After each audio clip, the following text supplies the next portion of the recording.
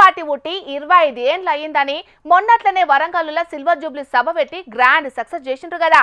ఇక ఈ silver Jubilee వేడుకలు ఏడాది పొడుగుత చేద్దామని ముందుగానే ప్రకటించారు. ఇక ఇప్పుడు అమెరికాలో కూడా కారు పార్టీ సంబరాలు చేస్తుంటే కేటీఆర్ అన్న పోయిండు. అట్నుంచటే లండన్ కి కూడా పోయిండు.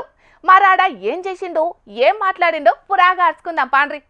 ఇవాళ నేను అధికారంలో లేను, బట్ స్టిల్ ఇక్కడికి వచ్చి నేను తెలంగాణలో పెట్టుబడులు పెట్టండి అని ఎందుకు చెప్తా ఉన్నానంటే, ultimately state first, ultimately India first and Telangana first. కాబట్టి అట్లా అని చెప్పి ఎప్పటికీ ప్రతిపక్షంలో ఉండవు. 2-3 ఏళ్లలో వచ్చేస్తాము.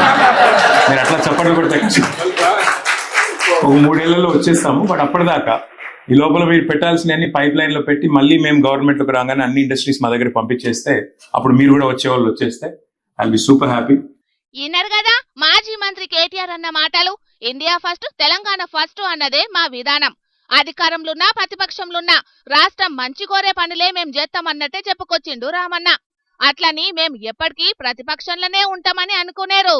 ఇంకో 3 ఏండ్లలో మేమే అధికారంలోకి వస్తాం. అప్పటి వరకు మీరు మీ కంపెనీలను మన తెలంగాణకు తీసుకొచ్చేటందుకు అన్ని ఏర్పాట్లు చేసుకోండి. అందరం కలిసి రాష్ట్రాన్ని జోర్దార్గా డెవలపింగ్ చేద్దామన్నట్లే చెప్పుకొచ్చిండు. ఇయాల ఇంగ్లాండ్ దేశంలో ఉన్న వార్విక్ యూనివర్సిటీలా పీడీఎస్ఎల్ నాలెడ్జ్ సెంటర్ ను షాన్ చేసినాక ఆడబెట్టిన మీటింగ్ లా ఇట్లా మాట్లాడిండు కేటీఆర్ అన్న.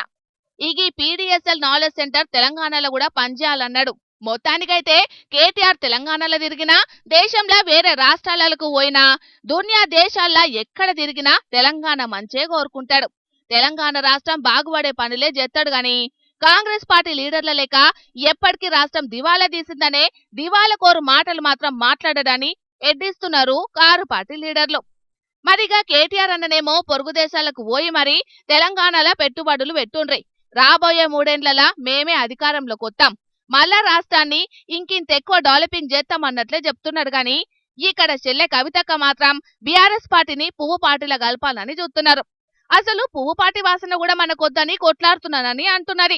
మరి ఇక దీంట్లో ఎవరి మాటలు నిజమో ఏం కథనో తెలియక ఇప్పుడు కారు పార్టీ కార్యకర్తలు మస్తు డౌట్ అనుమానాలు పడుతున్నారు. మరి ఈ అనుమానాలు ఎన్నడు తీరుతాయో ఏందో పోండ్రి.